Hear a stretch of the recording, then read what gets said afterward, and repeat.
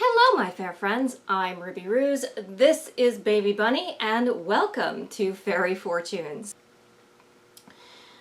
So in one of my previous videos I did a grocery shopping excursion during the 2020 quarantine. And I was very concerned because I normally do not use plastic grocery bags, but I decided to go ahead and use them because some of the grocery stores and drug stores are advocating for the plastic grocery bags because they are safer for their workers. They just don't know where those cloth grocery bags have been, and so some places have been a little bit leery of using them. So I went ahead and used plastic grocery bags for the first time in many years and was pretty dismayed when I was left with over 35 plastic bags that I had to some way reuse or recycle. So our new little friend here is made entirely of plastic bags from that grocery shopping excursion.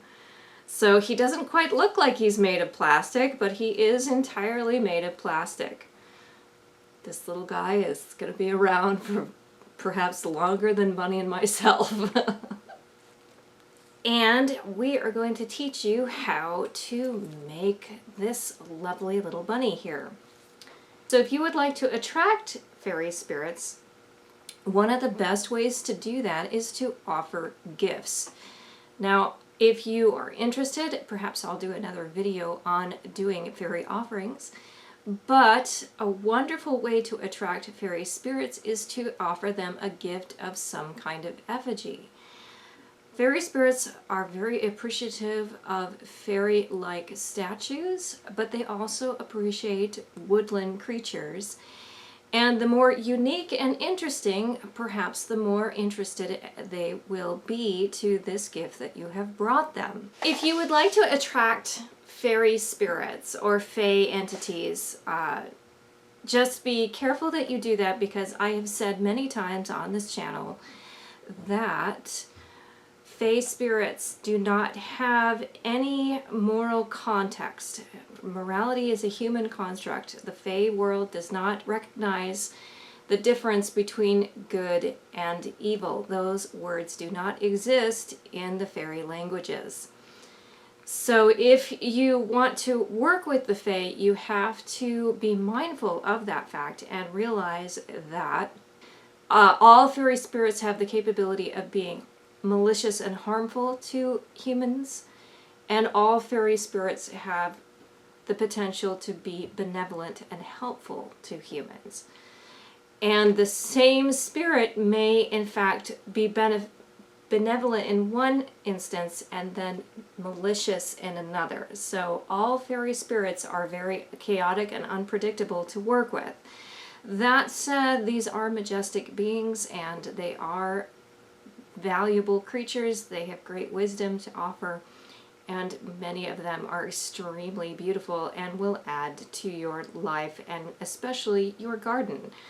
But he is 100% waterproof, so if you wanted to create an effigy like this, you could place him out in the garden and he will be perfectly fine. So if you would like to learn how to make a little effigy like this, please stay tuned and follow the instructions. The first thing that we need to do in order to make the rabbit that I have displayed is that we need to make the yarn. Now, this is actually not standardized plarn that many people use with plastic bags. This actually is a woven type of plastic yarn. It does take a little bit longer to make than the plarn, but I prefer it for this reason, because with plarn it's really hard. You have to use unblemished bags and you can't use the handles of your bags. But this one, of course, has a big tear in it, And what I like about it is that I can still use this bag, and I'm going to use every single piece of this bag. So the first thing that I'm going to do is I'm going to make some strips of this plastic by folding it pretty neatly. I'm folding up the handles so it's all nice and neat, smoothing it down, and then I'm going to fold it just this one more time. And I just like to have the edges nice and neat because then my pieces are more likely to be about the same size. But you don't have to be too precise with this. So the next thing I'm going to do is I'm just going to take the bag and I'm going to cut it into about 1-inch strips. You can make it smaller than this if you would like a finer type of yarn. This plastic string that we're going to be making is pretty strong, and it's actually super pliable too. So if you want to make it thinner, then you'll have a much thinner yarn than what I have. But I made this rabbit with primarily these 1-inch strips. Now this last strip here is not really going to be precisely 1 inch, but that's fine. Now the only thing with these with the plastic bags is that not all of the pieces are going to come out as perfect strips. So for instance, this is the handle portion, and it's actually going to be 2-ply. So what I'm going to do in this case is I'm actually going to cut it open so that I can better have because this is now like a 2-inch strip and I don't really want a 2-inch strip. So I'm just going to open them up and I'm just going to make those 1-inch strips. So, but as you can see, I'm going to use every single piece of this plastic bag and make it completely into something else. So I'm just once again going to open that up. Looks like these are going to be slightly bigger than 1 inch, but I'm not going to really worry about that too much. The thing about hand-woven yarns in general, if you're using it with fiber, because you can actually use this technique with fiber as well, is that, you know, you're going to have some inconsistencies, and that's part of the charm of a hand-woven yarn. Now, this is how you start your yarn. You just take a strip. I sometimes like to have it uneven because I think it just makes joining later easier. So you just hang on to the end. Now, what you're going to do is I usually twist twice away from myself and then twist it and then bring it towards myself. So then I'm going to do the next piece, twist away from myself, then put it over, twist away. I usually do about 2 turns, 2 twists. You can do more or less, either way, and then bring it over towards yourself. Twist away, and then fold it over towards yourself. And as you can see, this starting piece is going to be a little bit loose at the end, but that's fine because as you see, I'm going to go a little bit faster now so that you can see that it'll hold on its own. Twist away, fold it over. Twist away from yourself, fold it towards yourself. Twist away from yourself, and then fold it over. And do you see how I'm putting it over that second? So here's the piece that I'm not twisting. So I'm twisting the one furthest away from me, away from myself, and then I'm folding it over that other piece towards myself. Twist away and over. Twist away and over. Now, as you can see, hello, Crowley Cat. Crowley Cat's going to make a guest star appearance here. Hi, Crowley. You going to make a cameo? We're making rabbits. So as you can see, thank you, Crowley, it's holding in place. So the end is a little bit loose, but as you can see, as the further you go, it tightens up and holds by itself. So I'm going to set that aside and I'm going to grab the piece that I'm already working on, because now I'm going to show you how to join. So I like to get it down to about a 1/2 inch. So there I have a little stub right there. And then I'm going to take another piece of my strips and I'm going to just hold it in place. Now when I start joining, I like to kind of fold over that short piece and kind of wrap up that new long piece inside. And with this one, usually I only twist twice, but with this one I give it a couple of extra twists. And then I just start the process again. That's why I like to start with it uneven, because I think it's easier to add one piece at a time rather than both. And as you can see, there is a little bit of a marker where you can see the join a little bit, but that is just the nature of the plastic strips. When you have fiber, you can usually get this so it doesn't have this flub there.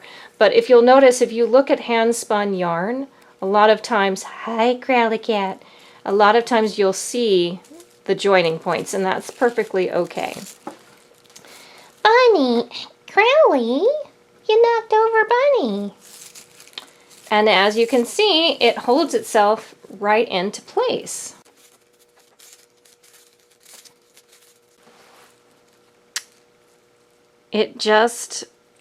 The twisting in two opposite directions just holds it right in place together. Alright, now that I've got a pretty good size ball of yarn, I can start making a piece of my little bunny. So another thing that I really like about this type of plastic yarn, if you will, is that it's just a little more easy to work with than standard size yarn. So I'm actually, for this, I'm using, this is a G gauge crochet hook, and with standard yarn, usually you have to use a much bigger crochet hook than this, but I really don't want to use a bigger crochet hook, so this gives me the opportunity to be a little more refined.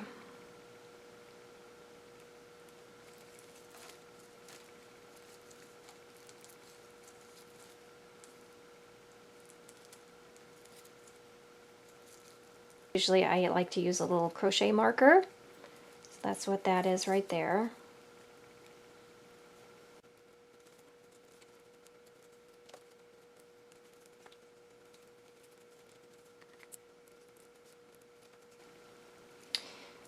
And you can see how this is just kind of starting to unravel at the ends, and it's perfectly alright if that happens, because this is going to end up on the inside and can be, in this little tail end is going to be used as part of the stuffing. So do not worry if that unravels, because it is going to be held in place by the beginning knot.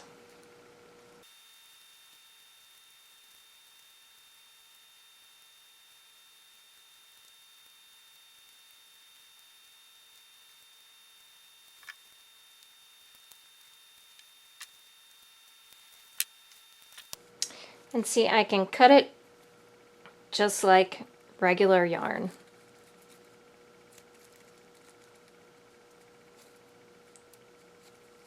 And then, just like regular yarn, to finish off a project, I'm going to use a yarn needle.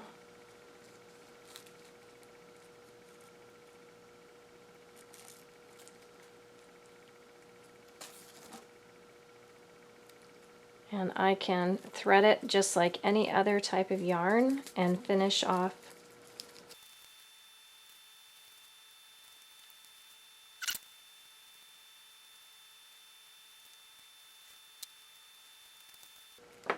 Now this is going to be stiff to work with, so just keep that in mind. But as you can see, it's pretty pliable.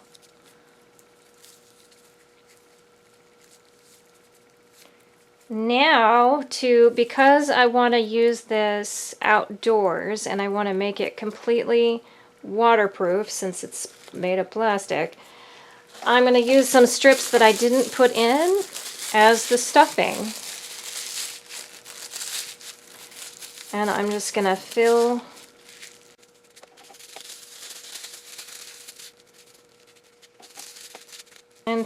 that all the way up.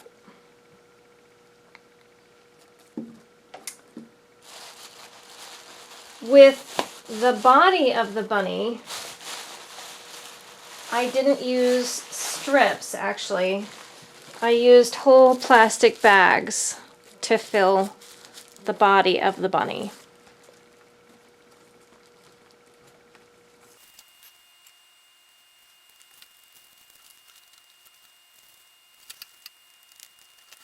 And as you can see, I can stitch just like any other type of yarn.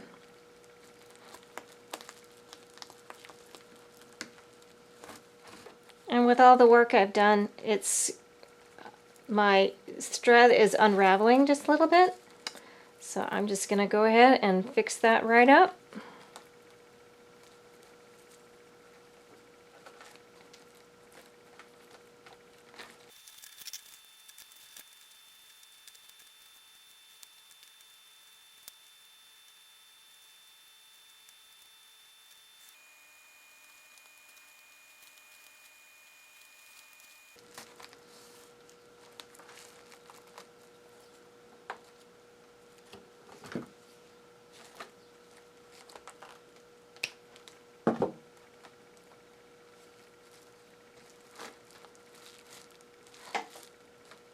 And there's one leg.